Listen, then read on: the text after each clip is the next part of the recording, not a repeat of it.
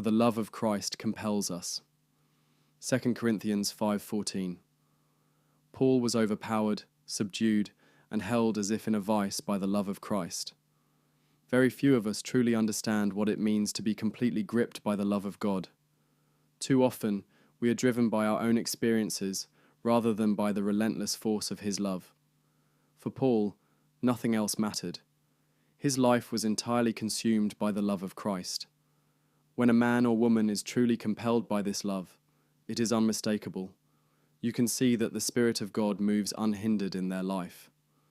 When we are first born again, our testimony is centered on what God has done for us, and rightly so. But that perspective changes when we receive power from the Holy Spirit. You shall receive power when the Holy Spirit has come upon you, and you shall be witnesses to me. Acts 1:8. Notice that Jesus did not say we would be witnesses to what He can do, but witnesses to Him.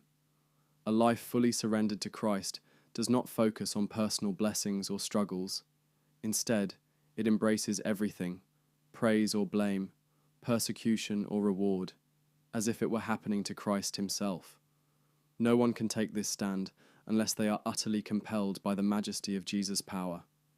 It is the only thing that truly matters, and yet, strangely, it is often the last thing we realize as Christian workers. Paul lived with a singular purpose, to persuade people of the coming judgment and to proclaim the love of Christ. He did not care if others thought him mad or sane.